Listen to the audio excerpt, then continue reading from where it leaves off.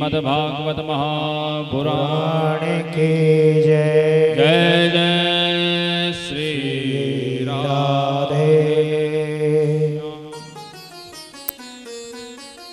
भगवान आनंद कंद अखिल कोटि ब्रह्मांड नायक श्री नंद नंदन ब्रजेंद्र नंदन यशोदा नंदन श्री बालकृष्ण लाल की वांगमय प्रतिमूर्ति वांगमय पति स्वरूपा श्रीमद्भागवत महापुराण सप्ताह ज्ञान यज्ञ में विराजमान प्रिय श्रोतागणों, भगवत चरणानुरागी माताओं व बालवृंद समूह एवं हमारे गंधर्वजन, सभी के हृदय भवन में विराजमान मेरे प्रभु श्री कृष्ण कन्हैया को बारंबार प्रणाम। आप सभी को बारंबार जय श्री कृष्ण। कल हम सबने श्रवण किया कि महाराज परीक्षित को आज से 7वें दिन मरने का शाप लग गया। नन्हे से बालक ने कौश की नदी का जल हाथ में लेकर के परीक्षित को भयंकर शाप दे डाला और कहा कि आज से 7वें दिन तेरी तक्षक नाग के डसने से तेरी मृत्यु हो जाएगी। परीक्षित मनी मन आत्मक ग्लानि से भर गए। बहुत पश्चाताप हुआ परीक्षित को। परीक्षित कहने लगे, जिन संतों की चरण रज को मैंने सदा सर्वदा अपने मस्तक पर धारण किया, उन्हीं संतों का अपमान करने की भावना मेरे अंदर कहां से? अहो मया नीच मना रेवत कृतम निरागसी ब्रह्मणि गूढ़ तेजसी। बहुत गलत काम किया है मैंने। उसी सभा में एक से एक सिद्ध कोटि के संत भी थे, परंतु किसी के पास कोई उत्तर नहीं था कि मरने वाले को क्या करना चाहिए। श्री सुखदेव भगवान उसी सभा में आए, मानो साक्षात श्री कृष्ण कन्हैया प्रकट हो गए हों अपने भक्त पर अनुग्रह करने के लिए। और जैसे ही उस सभा में आए तो महाराज दिगंबरम वक्त्र विकीर्ण केशम प्रलम्ब बाहुं स्वमरो बपादुं। दिगंबर शरीर है महाराज और घुंघराली अलकाव लाए हैं श्री सुखदेव जी महाराज की। बिल्कुल नग्न अवस्था में जा रहे हैं। छोटे छोटे नन्हे नन्हे से बालक सुखदेव जी का मजाक उड़ा रहे हैं। देखो नंगा बाबा आ गया, नंगा बाबा आ गया, कुछ भी पहन नहीं रखा। और नव यौवना स्त्री काम की भावना से सुखदेव जी को देख रही हैं। कितने सुंदर लगते हैं बताओ।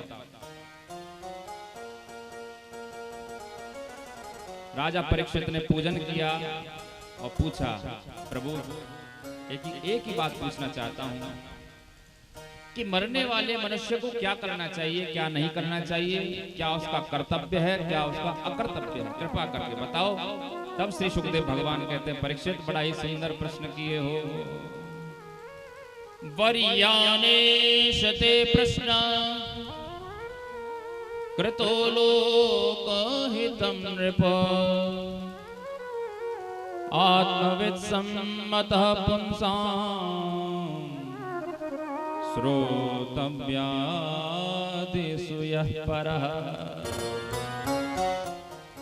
श्री सुखदेव भगवान कहते हैं, परीक्षित वो नृपः ते प्रश्न वरीयान। अरे राजन, बड़ा ही श्रेष्ठ प्रश्न किया है तुमने, क्योंकि मरने वाले तो सभी हैं और तुम्हारे जीवन में ही 7 दिन नहीं, हर किसी के जीवन में 7 ही दिन हैं मरने के। कौन कौन से? सोम मंगल बुध बृहस्पति शुक्र शनि। इन्हीं 7 दिनों के भीतर भीतर आदमी को जन्म लेना है और इन्हीं दिनों के भीतर आदमी को परलोक गमन करना है। इसलिए बहुत बढ़िया प्रश्न किए, ध्यान से सुनो। श्री सुखदेव भगवान कहते हैं, परीक्षित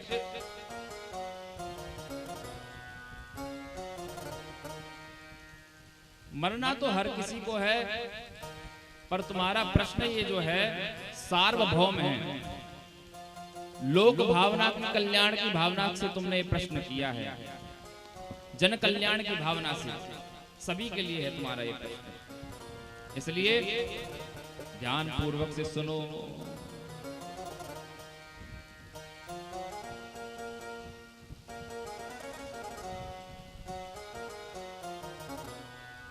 श्री सुखदेव भगवान कहते परीक्षित, ये मनुष्य करता क्या है?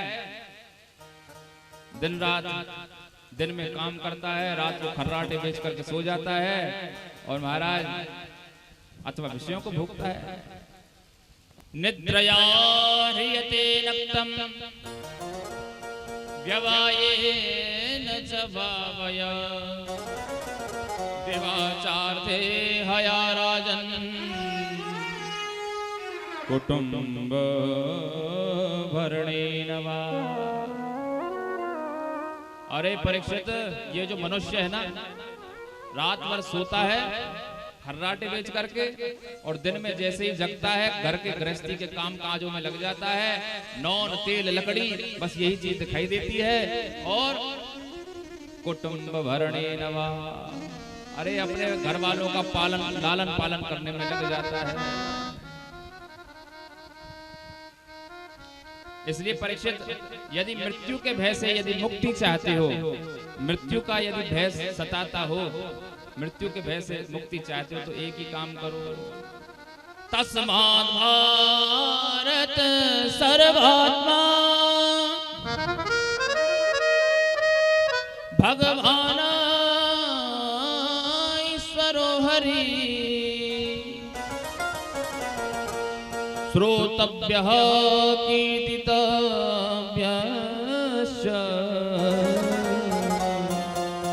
स्मर्तव्यश्चेच्छता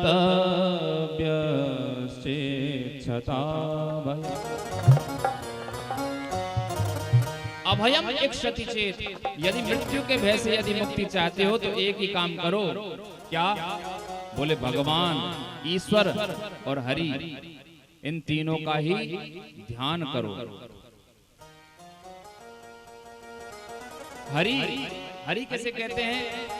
प्रणत जनानाम पापम हरतीति हरि। प्रणत जनों के पापों का हरण करने वाले हरि होते हैं। और ईश्वर किसे कहते हैं? षडेश्वर संपन्न, जो सबकी आत्मा है वही भगवान है। इसलिए कहते हैं ना, आत्मा सो परमात्मा, आत्मा में ही भगवान है। बाहर ढूंढने से कुछ नहीं होगा, हृदय में झांक करके देखो। और भगवान और ईश्वर कर्तुम अकर्तुम अन्यथा कर्तुम सर्वसमर्थ जगदीश्वर प्रभु हैं। भगवान सब कुछ करने में समर्थ हैं, और हमारी बस की कुछ भी करना नहीं है। और जिसके मन में ये आ गया कि हम कर रहे हैं, भाई तू काहे को कर रहा है? तेरे से परमात्मा करवा रहे हैं, जब जाकर के तू कर रहा है। भगवान ने हाथ नहीं दिए होते तो फिर क्या होता महाराज? क्या कुछ कर लेते? पैर नहीं दिए होते तो क्या चल लेते? अभी भगवान सांस को रोक दें तो राधे राधे हो जाओगे।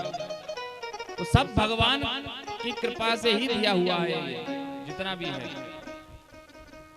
आजकल नए नए भगवान प्रकट जो हो रहे हैं, इन भगवानों से बचने का प्रयास करो, और अपने जीवन को जो हमारे जो प्रभु हैं, जैसे राम हुए, कृष्ण हुए, इनमें लगाओ। भगवान का आश्रय लो, जो कि सर्वसमर्थ जगदीश्वर हैं, उनका आश्रय लो। अरे दरोगा साहब यदि ज्यादा ही परेशान करे तो एसपी साहब से अपनी जानकारी निकाल लो।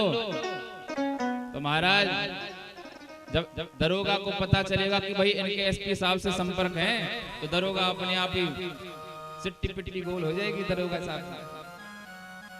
ऐसे ही जो छोटे छोटे देवता हैं, उन देवताओं को मनाने के बदले केवल एक को ही मनाओ,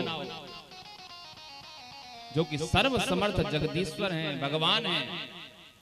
कृष्ण हैं, राम हैं, विष्णु हैं, शिव हैं। एक की आराधना करो। और ज्यादा ही मौत का यदि भय सताता हो, मृत्यु का भय यदि ज्यादा ही अंदर आता हो, तो अपना संबंध भगवान के साथ बना लो। भगवान स्वयं कहते हैं,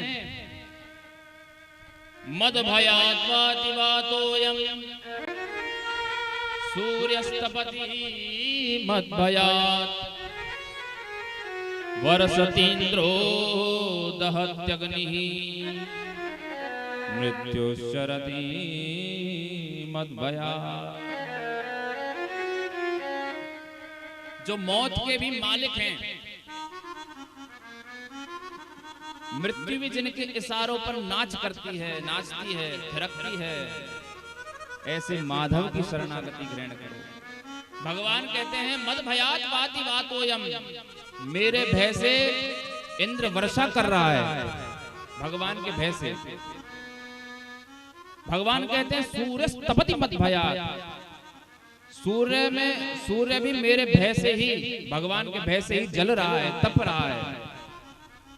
और इतना ही नहीं, वर्षतीन्द्रो दहत्यग्निः, इंद्र भी मेरे भय से वर्षा कर रहा है और वायु भी मेरे भय से चल रही है। और अंत में भगवान कहते हैं मृत्युश्चरति मद भयात्, मृत्यु मेरे इशारों पर नाचती है। चरति माने गच्छति, मृत्यु भी मेरे इशारे पर चल रही है। चरति माने भक्षति, अथवा मृत्यु मेरे भय से सबको खा रही है। जब भगवान श्री कृष्ण ने अपना विराट रूप दिखाया अर्जुन को, तो देख करके अर्जुन तो हैरान है। अरे महाराज, ये सब लोग बाग आपके मुंह में जा रहे हैं? बोले हाँ, ये सब हमारे मुंह में जा रहे हैं। हमने इनको पैदा किया और अंत में दाल बाटी चूरमा बना करके हम ही खा गए। बोलो राधे राधे। तो सारा भय समाप्त मृत्यु का तभी होगा जब माधव की शरणागति ग्रहण करोगे, मृत्युंजय की शरणागति ग्रहण करोगे। एक बात बताएं, जब कोई भयंकर बीमारी से ग्रसित हो जाता है और डॉक्टर से भी कुछ उपाय नहीं हो पाता है, तो लोग बाग पंडित जी के पास जाते हैं, महाराज कैसे न कैसे बचाओ, पता नहीं क्या परेशानी हो गई, अभी तक सही नहीं हो पा रही। फिर पंडित जी कहते हैं काम करो, यदि स्वस्थ नहीं हो पा रहे हैं तो महामृत्युंजय का अनुष्ठान कराओ। क्योंकि मृत्युंजय, मृत्यु को भी जीतने वाले जो भगवान हैं, ऐसे शंकर भगवान का की शरणागति ग्रहण करो।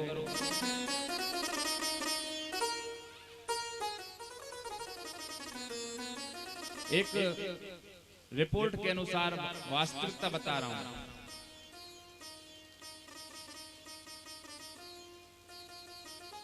एक न्यूज चैनल में खबर आ रही थी, डीएनए आता था जी न्यूज पर, महाराज आप में से कोई जानते होंगे।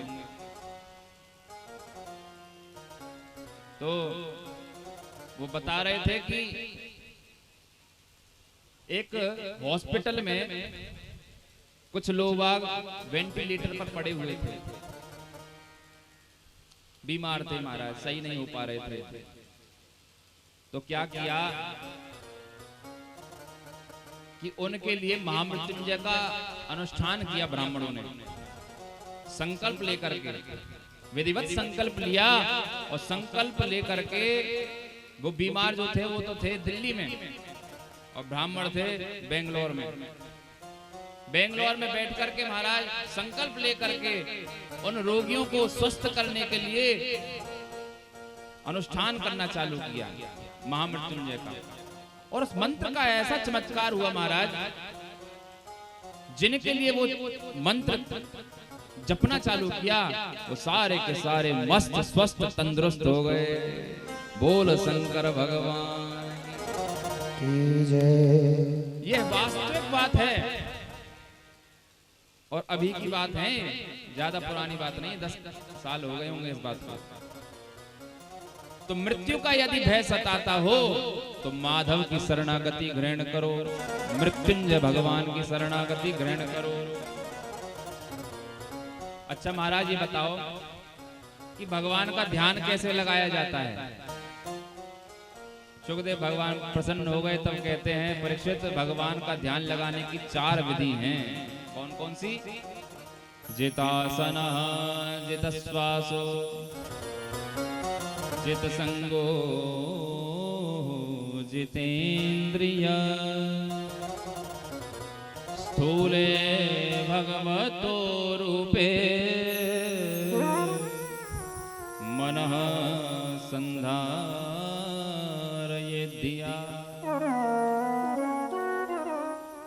4 विधि हैं ध्यान लगाने की भगवान की। सबसे पहले जितासन, आसन को जीतो, जिस प्रकार से बैठे हुए हो ऐसे ही भगवान का भजन करो। कभी इस पैर में दर्द हो रहा है तो इधर उधर दाएं बाएं कर लिया, ये पूजा नहीं लगेगी। पूजा कौन सी लगेगी? ऐसे बैठे हो वही पूजा लगेगी महाराज। इसलिए आसन को जीतो सबसे पहला। दूसरा जितश्वासो, अपनी श्वास पर नियंत्रण रखो। बोले कैसे महाराज? बोले प्राणायाम के द्वारा। प्राणायाम कैसे किया जाता है? प्राणायाम की विधि है इस प्रकार से, सांस को खींचना, बंद करना और छोड़ना, इसको कहते हैं प्राणायाम। भगवान श्री कृष्ण भागवत में कहते हैं प्राणायाम परम बलम, प्राणायाम में बड़ा ही बल है। और प्राणायाम के बाद जित संगो जितेन्द्रिय, संसार से असंग रहने का प्रयास करो। अभी कोई बहना आ गई और बहना कहां से आई है, कहां को जा रही है, सारी बात पूछ डाली।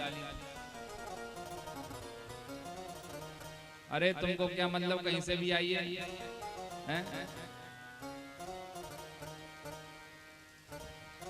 हाँ पर पूछना चाहिए, बढ़िया बात है, परंतु सारी बातों को कुरेद कुरेद करके पूछ लेंगी। बता तो सही वाकई यहाँ का है। धीरे धीरे महाराज सब बातों को पूछ लेंगे। बोलो राधे राधे। तो जित संगो, संसार से असंग रहने का प्रयास करो। रहो तो इसी संसार में, पर थोड़ा सा दूरी बना करके रखो। और चौथा जितेन्द्रिय, इंद्रियों पर थोड़ा सा अपना नियंत्रण रखो। श्री सुखदेव भगवान कहते हैं, देखना इंद्रियों के न घोड़े भगे, इनमें हरदम ये संयम के कोड़े पड़े। अपने मार्ग को सुमार्ग लगाते चलो, कृष्ण गोविंद गोपाल गाते चलो।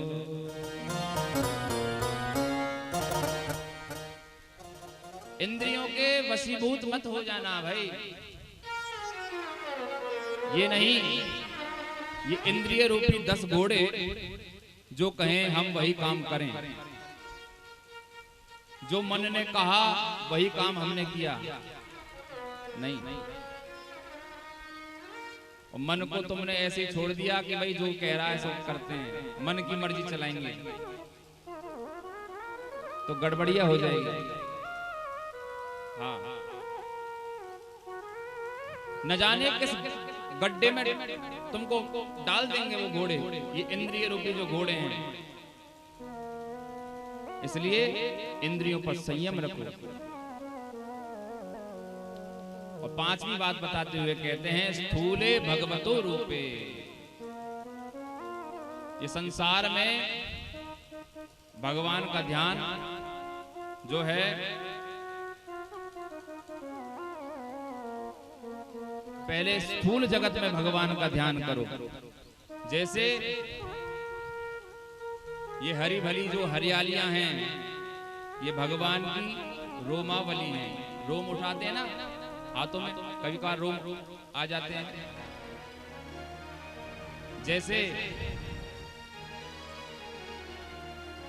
ये नदियां जो बह रही हैं ये नदियां ही भगवान की नाड़ियां हैं, नब्ज। जैसे ये पर्वत जो हैं यही भगवान की हड्डियां हैं।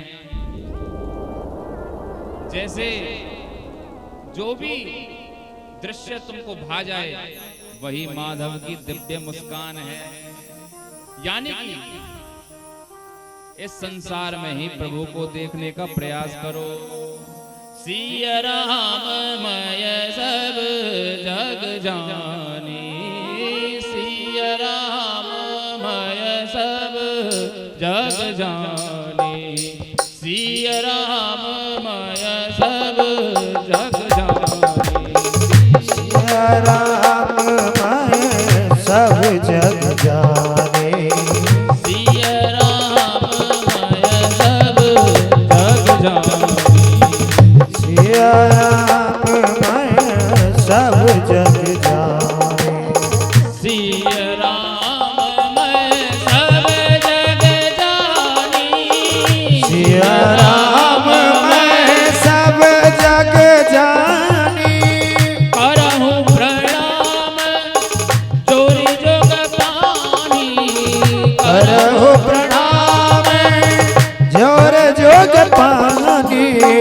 करहु प्रणाम जोरी जोग पानी, करहु प्रणाम जोरे जोग पानी। सिया राम मैं सब जग जानी। इस संसार में ही भगवान को देखने का प्रयास करो। ये संसार ही भगवान है, राम में है, विष्णु में है। परंतु महाराज बड़ा ही कठिन सूत्र है।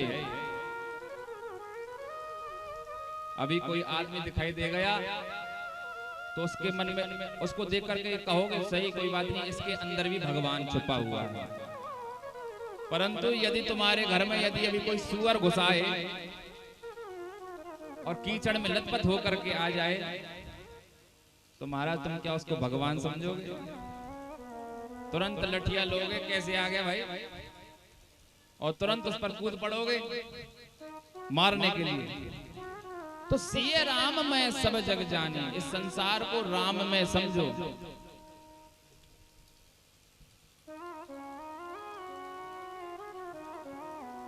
पाताल में तस्य ही पाद मूलम। ये जो पाताल है, धरती के नीचे पाताल है।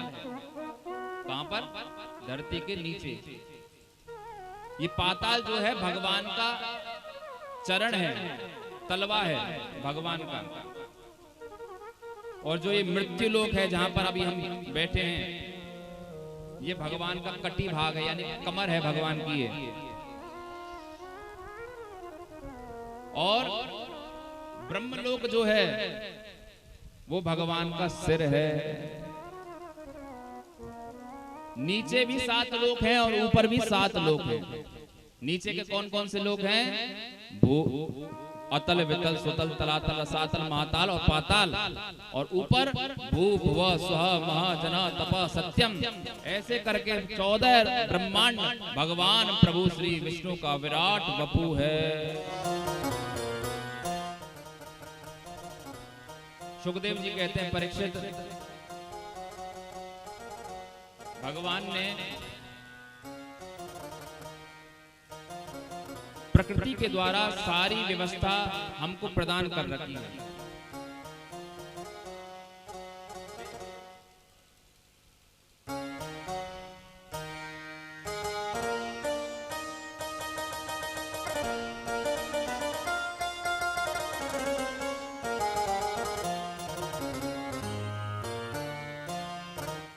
श्री सुखदेव भगवान कहते हैं, परीक्षित, भगवान ने सारी व्यवस्था प्रकृति के द्वारा हमको प्रदान करी है, और तो और चीराणि किं न पथि न सन्ति दिशन्ति भिक्षाम्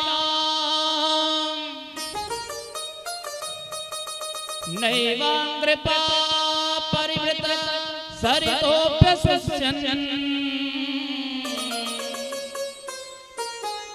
रुद्धा गुहा किमजितो वति नोपसन्ना कस्मात् भजन्ति कवयो धनदुर्मदान्धा।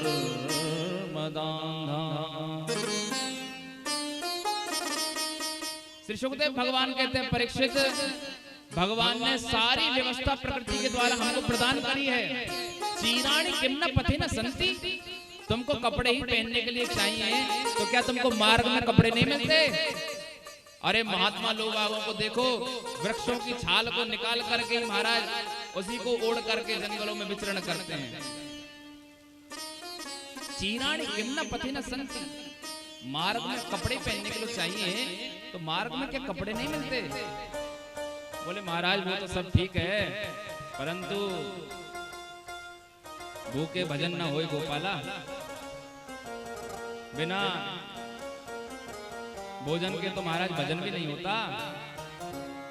सुखदेव भगवान कहते हैं, नैवांग्रिपा परिवृत सरितोऽप्यशुष्यन्, अंग्रिपा पादपा भिक्षाम न दिशन्ति। अरे तुमको खाने के लिए ही चाहिए, तो क्या जंगल में ये जो इतने पेड़ लगे हुए हैं मार्ग में, क्या ये फल, इनसे फल, वृक्षों ने फलाहार कराना बंद कर दिया है क्या? एक महात्मा तो ऐसे थे महाराज, उन्होंने देखा कि खूब बढ़िया मालपुआ छन रखा है और चकाचक बढ़िया हलवा बनाया है। हलवा देख करके महात्मा के मन में भी पानी आ गया कि भाई हलवा खाना चाहिए, तो क्या करूं? हलवा के लिए तो महाराज व्यवस्था और भी चाहिए, कढ़ाई भी चाहिए, चूल्हा भी चाहिए, सब सामान चाहिए, चीनी भी चाहिए। परंतु कौन बनाए, कौन इतनी मेहनत करे? इतने में एक पेड़ दिखाई दे गया। पेड़ पर महाराज एक केला देखा, तो केला देख करके कहा, उसको पहले छीला, और जैसे छील करके महाराज देखा, अरे वाह प्रभु, गजब का पैकिंग वाला हलवा दे दिया आपने, ये तो बहुत बढ़िया हलवा है। ऐसा हलवा कहाँ मिलेगा भला? तुरंत भगवान ने पैक करके दे दिया हलवा, केला के रूप में वो हलवा, उसी को छीलो और उसी को जंगल में खा लो। तो भगवान ने सारा प्रबंध प्रकृति के द्वारा तुमको दे रखा है। भोजन की व्यवस्था भी भगवान ने कर रखी है इन फलों, वृक्षों के द्वारा। और महाराज वो तो सब ठीक है, परंतु खाने के बाद प्यास तो लगती है, पानी की व्यवस्था कहाँ होगी? तो सरितोऽप्यशुष्यन्, क्या ये नदियां सूख गई हैं क्या? गंगा, जमुना, सरस्वती, गोदावरी, सरयू, ये नदियां सूख गई हैं। अरे महात्मा लोग बाबू को देखो, इन नदियों के किनारे अपनी प्यारी सी कुटिया बनाते हैं, और उसी कुटिया के पास महाराज कोई ना कोई फल, वृक्षदार फल होता है, और उसी को पा लेते हैं, और उसी में स्नान करते हैं, उसी से पानी पी लेते हैं। वृंदावन में देखो कितनी कुटियां हैं।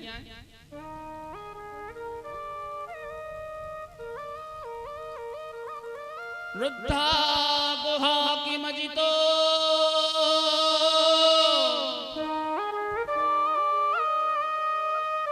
वति नोपसन्ना।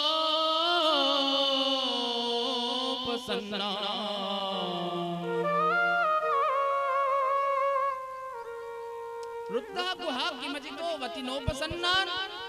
अरे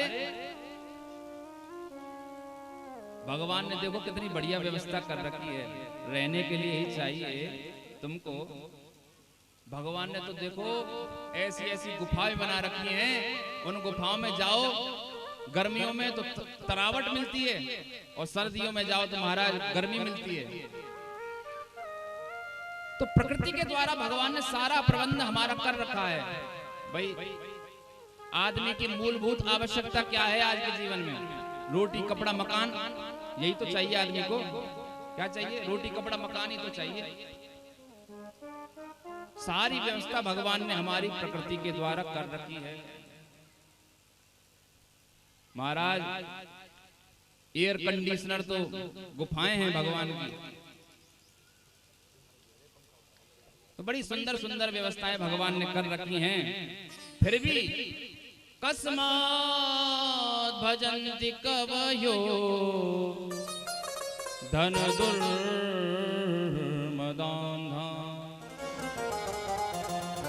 फिर भी जब भगवान ने इतनी सारी व्यवस्थाएं कर रखी हैं, भगवान ने इतनी सारी व्यवस्थाएं कर रखी हैं, तो ये मनुष्य फिर भगवान का भजन क्यों नहीं कर रहा? महाराज धन दुर्मदान दान, जिस परमात्मा ने मां के गर्भ से लेकर के प्रकृति के द्वारा सारा प्रबंध तुम्हारा कर रखा है। जब मां के गर्भ में थे, मां के पेट में थे, तो भगवान ने ऐसी एक नाड़ी फिट कर दी कि महाराज जो मैया खावे सोई बच्चे को लग जाए। उस नाड़ी का नाम है आव्यायनी नाड़ी। ऐसी नाड़ी फिट कर दी भगवान ने। और जैसे ही बच्चा पैदा हुआ कि मां के स्तनों में दुग्ध का संचार होने लगा। बोले कहां से? मां के स्तनों में दुग्ध कहां से आ जाता है अचानक से? क्योंकि भगवान क्षीर सागर में रहते हैं। सागर माने समुद्र, और कौन सा समुद्र? दूध का।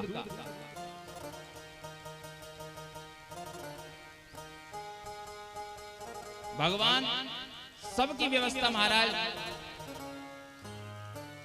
कर रहे हैं, परंतु फिर भी हम भगवान पर भरोसा न करके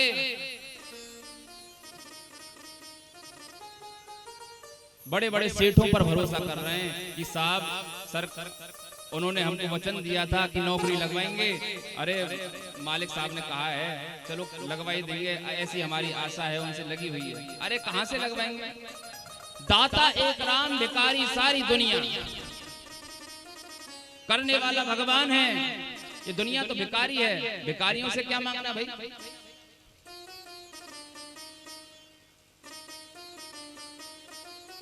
हमारे गुरुजी एक बात कहते थे, कहते अभी भी हैं, इन भिखारियों से क्या मांगना? मांगना हो तो उसी से मांगो, क्यों मांगते हो इधर उधर से? मांगना है तो भगवान से मांगो, इधर उधर से किसी से मांगोगे कुछ नहीं मिलने वाला।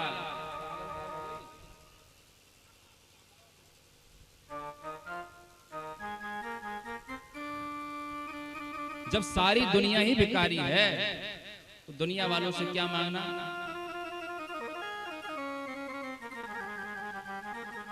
इसलिए महात्मा लोग उसी परमात्मा पर विश्वास रख करके जंगल में मस्त विचरण करते हैं। और महाराज इतने मस्त रहते हैं कि उनके चरणों में बड़े बड़े सम्राट सिर झुकाने के लिए आते हैं।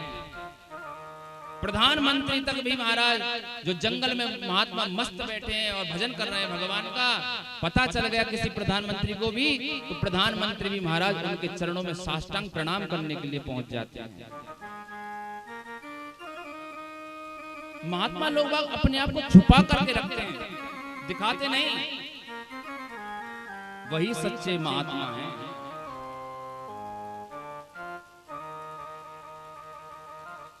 इसलिए जब हमारा प्रभु ने प्रकृति के द्वारा सारा प्रबंध कर रखा है तो क्या आश्रय लेना इनका?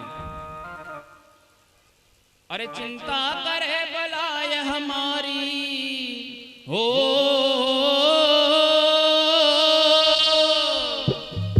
चिंता करे बलाय हमारी इस माया जंजाल की।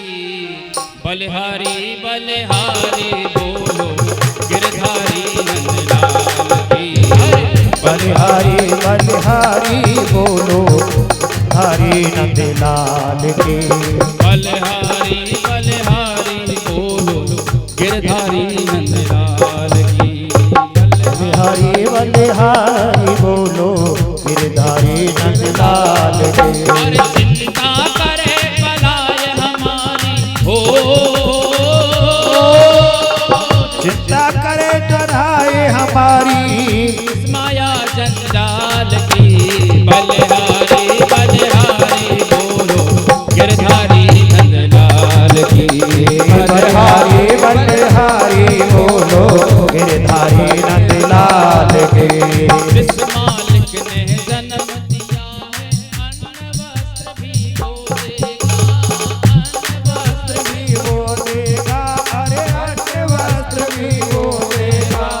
सिर ढकने को छत भी देगा, खबर हमारी भी देगा। ओ खबर हमारी भी देगा, खबर हमारी भी देगा। मस्त रहो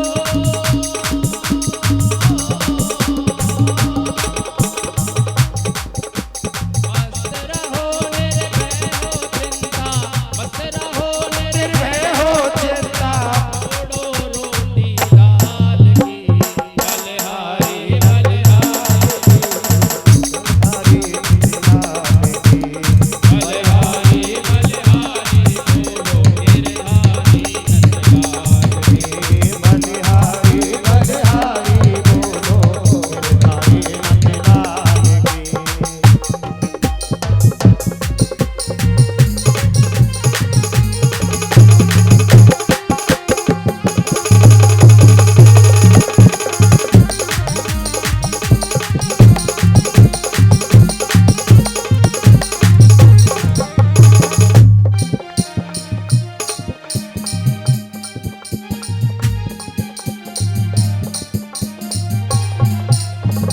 अमर आत्मा अविनाशी है, नासवान यह काया है। नासवान ये काया है रे, नासवान ये काया है। अमर आत्मा अविनाशी है, नासवान यह काया है। नासवान ये काया है रे, नासवान ये काया है। जड़ हो करके चेतन भापे यही प्रभु की माया है। अरे यही प्रभु की माया है रे, यही प्रभु की माया है। जड़ चेतन का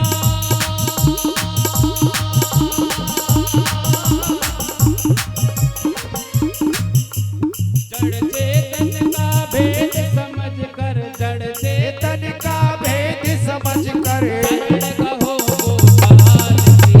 बलिहारी बलिहारी बोलो गिरधारी नंदलाल की। बलिहारी बलिहारी बोलो गिरधारी नंदलाल की।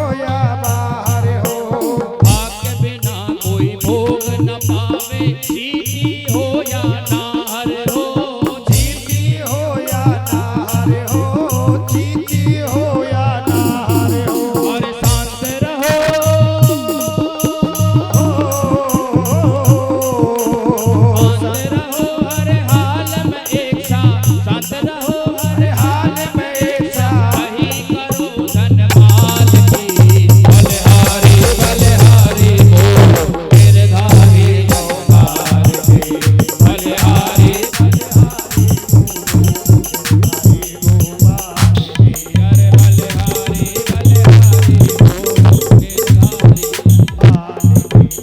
बलिहारी बलिहारी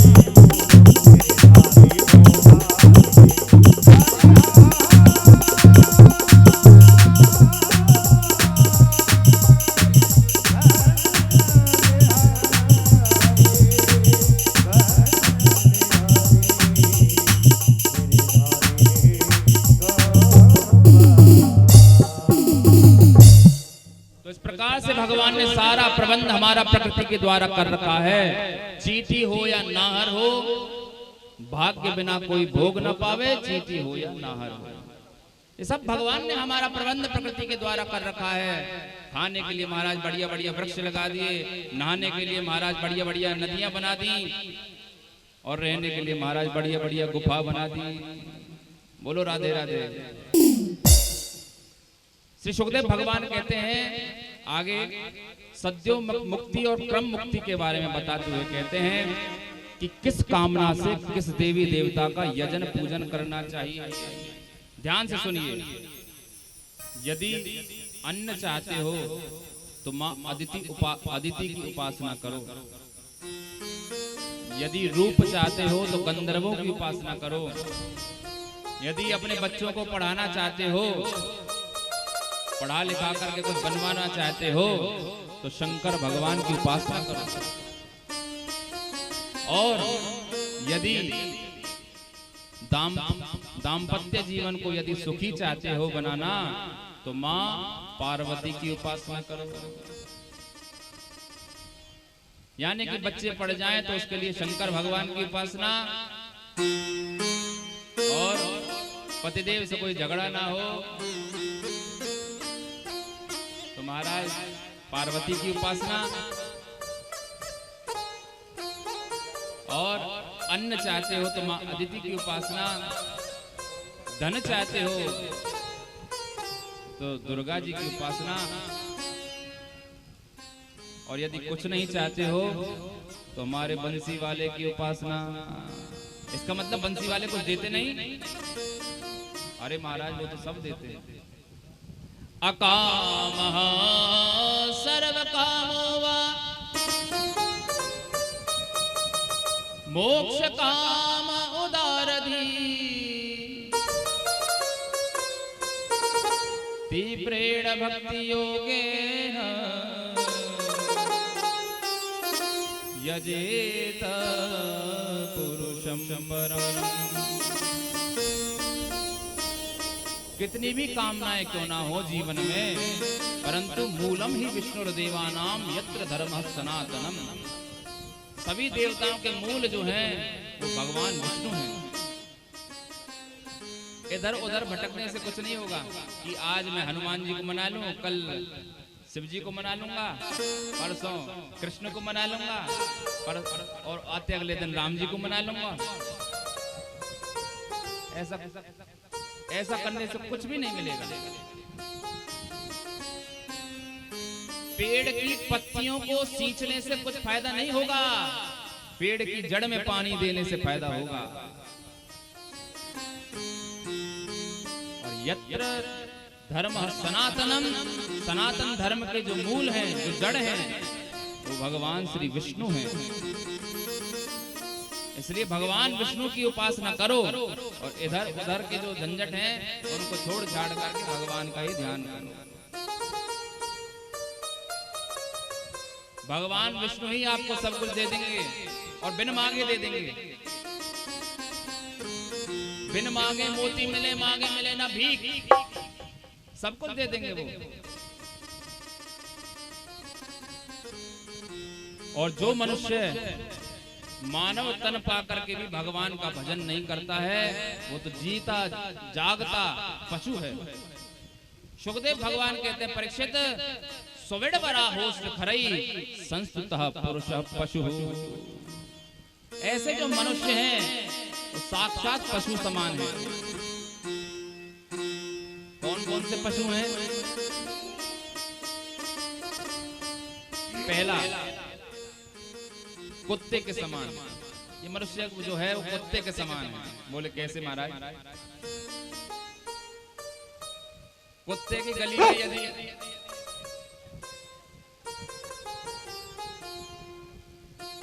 कुत्ते की गली में यदि कोई दूसरा कुत्ता आ जाए तो भौंकना चालू कर देता है। यहां पर तो मेरा राज्य चलता है, ये कहां से आ गया? भौंकना चालू कर देता है। कुत्ता कुत्ते को देख करके भौंकता है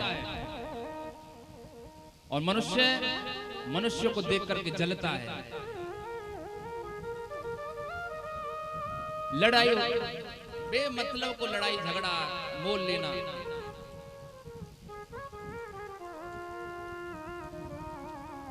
सवेड़ बरा होस्ट खरई, एक दूसरे की ओर जब ऐसे और तो हमारा गाली गलौज करना, लेना एक ना देना दो, गाली गलौज करना भी। कुत्ता ऐसे ऐसे मनुष्यों को देख करके कहता है, भैया शकल ही अपने जैसी ना है पर आदत तो बिल्कुल अपनी जैसी है भैया। बोलो राधे राधे। विड़बराहा यानी कि ग्रामीण सुअर। सुअर कहीं भी जाता है महाराज, गंदगी को खा लेता है और खूब पेट भरता है। जितना भरा जा सके उतना पेट भरता है। ऐसे ये मनुष्य है महाराज, दिन भर के गोरख धंधों में लगे हुए हैं और खूब कमाई धमाई कर रहे हैं। और अपने परिवार का लालन पालन करना तो ठीक बात है, परंतु महाराज अपने परिवार के लालन पालन के अतिरिक्त 7 पीढ़ियों के जुगाड़ में लगे हुए हैं। केवल हम तो मजबूत हो ही गए, हमारे बच्चों का और कर जाएं।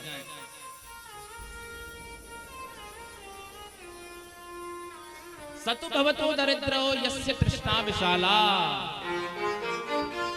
जिसकी तृष्णा विशाल है, जिसके अंदर आग लगी हुई है कि भाई आना चाहिए आना चाहिए, वो सबसे बड़ा दरिद्री है।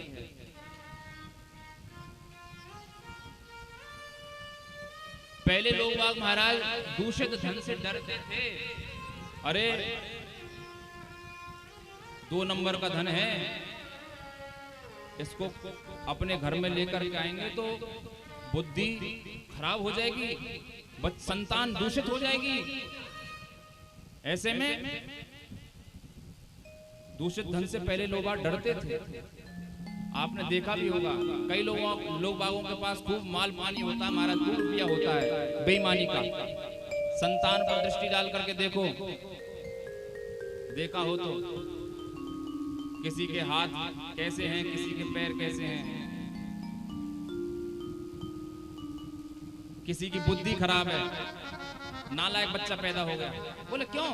तुमने किसी के साथ बेईमानी करी तब है ये हाल। पहले के लोग डरते थे दूषित धन से, 2 नंबर का कमाई का धन है, परंतु आज कोई नहीं डरता। आज सब ये चाहते हैं कि कहीं से भी रुपया आए पर रुपया आना चाहिए।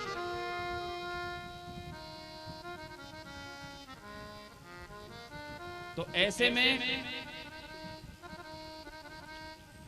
तीसरी उपमा देते हुए कहते हैं ऊंट की। ये जो मनुष्य है ऊंट के समान है।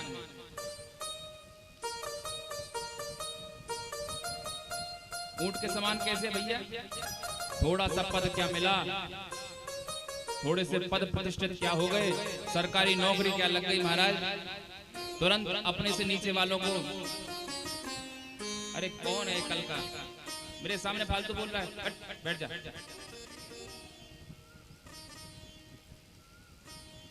महाराज ये भावना लोगों के अंदर, जैसे ऊंट मुंह उठा करके चलता है, उसी प्रकार से जब जीव पद प्रतिष्ठा को प्राप्त होता है तो ये भी मुंह उठा करके चलने लगता है।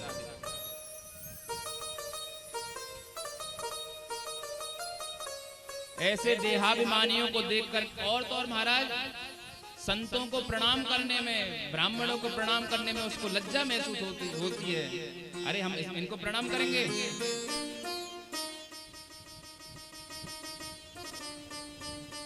ऐसे देहाभिमानियों के लिए को देख करके ऊंट भी यही कहता है भैया, शकल अपने जैसी नहीं है, बस आदत बिल्कुल अपने जैसी है भैया। गर्भेड़ तुंग शिरहा, मुंह उठा करके चलने वाला। और चौथा, इस मनुष्य को सुखदेव भगवान कहते हैं, ये मनुष्य जो है गधा है। गधा महाराज कैसे?